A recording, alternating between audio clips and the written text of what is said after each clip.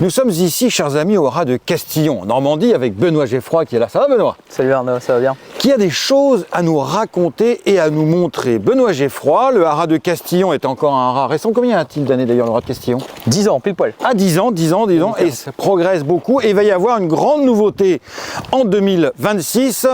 Nous avons ici un chantier avec une énorme pelle. Pourquoi? Benoît, raconte-nous tout. Eh ben écoute, on va lancer notre station d'étalons. Une station d'étalons ici à Castillon. Oui. Et qu'on soit prêt pour 2026. Ah oui, oui. Voilà. Là, on est fin septembre, il faut que ça soit prêt en janvier? En janvier pour la route des étalons. Mais ça sera prêt de toute façon. Oui. On est dans le timing normalement. Alors, qu'est-ce qui t'a amené, Benoît, à créer donc cette station d'étalons ici? Parce que le haras était concentré sur l'élevage, la prep aux ventes aussi, et maintenant on passe à encore une étape supérieure. Raconte-nous pourquoi. Ouais, bah écoute, la vie fait que des fois on change de métier. Le haras de Bouquetot a changé d'équipe. Donc moi maintenant je me concentre à 100% sur Castillon ici que j'ai créé, comme tu disais, depuis 10 ans avec ma femme Annabelle. Et donc l'idée c'était de se dire, voilà, on a l'élevage, on a le consignment, mais j'ai aussi des étalons dans lesquels j'ai des intérêts. En premier lieu, Texas, le cheval qu'on a élevé avec mon frère, et Thunder Moon aussi, où j'en ai une bonne participation. Donc c'était de se dire, qu'est-ce qu'on va faire avec ces chevaux-là? Est-ce qu'on lance notre propre station? Et puis au mois de juillet, je dis oui, ok, on fonce. Et on a commencé à planifier, on a fait beaucoup de plans. Beaucoup de plans, beaucoup d'idées pour finir à ce que ça va être là. Et voilà, le but c'est d'en avoir, je pense en avoir 4 au départ. On essaie d'en rentrer 2 nouveaux et je pense qu'on va être à 5-6 pour 2026. Ah oui, déjà, parce que donc il y a Texas, Thunder Moon, et donc tu penses avoir 6 étalons. On peut avoir des noms peut-être déjà? Pas tout de suite. Pas tout de suite? Non, pas tout de suite. Mais des bons, j'imagine, des chevaux de plat évidemment? Des chevaux de plat. Oui.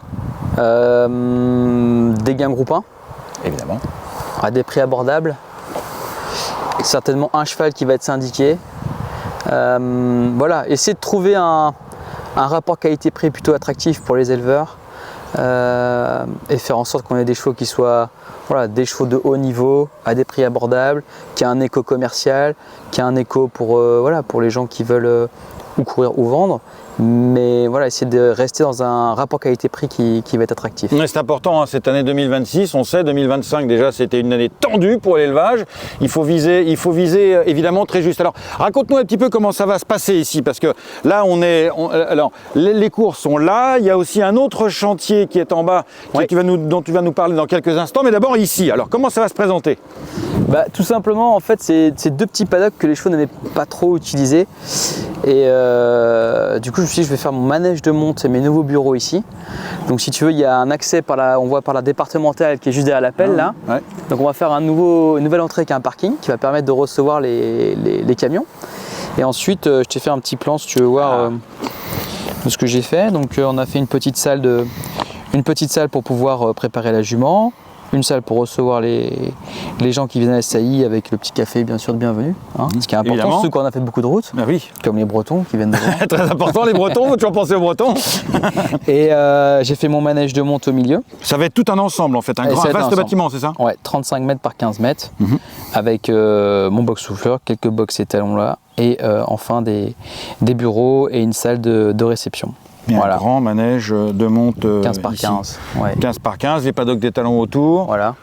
Et je vais quand même garder mon ancien bâtiment qui est là présent. Celui qui est derrière là, oui. Qui sont des plus petits box et que je vais tout de même conserver pour tous mes jeunes poulains à problème qui doivent rentrer, etc. Donc je garde quand même ces box là.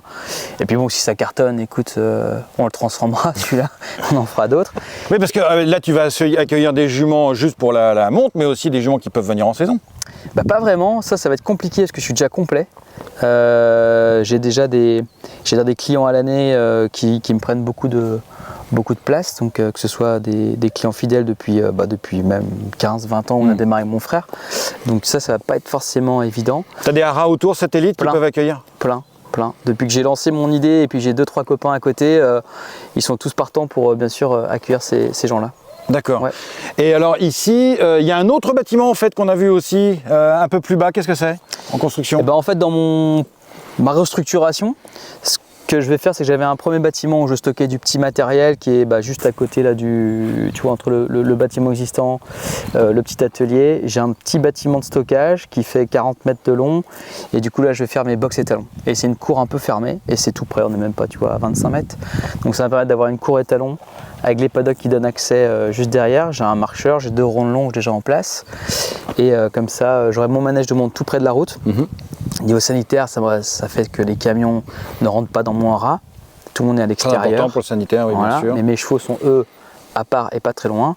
J'aurai les bureaux juste là. Ça me permettra de faire les visites aussi étalons, les présenter. J'ai une zone de présentation yearling qui existe déjà, qui va être utilisée aussi.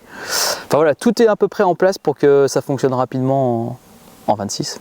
Et la quarantaine en bas donc. Oui.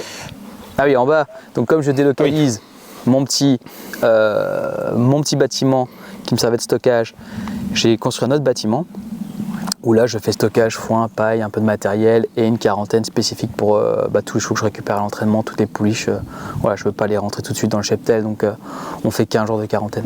Extra. Texas, Thunder Moon, les prochains, les annonces, ça sera quand durant le mois d'octobre? Je pense qu'on aura 2 autres dans le mois d'octobre avant les ventes, et puis 1 ou 2 autres après. On va suivre ça de près. Ouais. Bonne chance Benoît pour Merci. cette nouvelle vie finalement. Ouais, c'est toujours, c'est dans la continuité. Ouais. Depuis tout petit, j'élève et je suis, j'allais dire, dans le métier. Mais c'est surtout que là, c'est vraiment là, c'est pour nous. Donc, faut que ça marche maintenant. Donc, c'est cool. Merci Benoît. Ici, donc dans 2 mois, il y aura une station de monte flambant neuve au Haras de Castillon.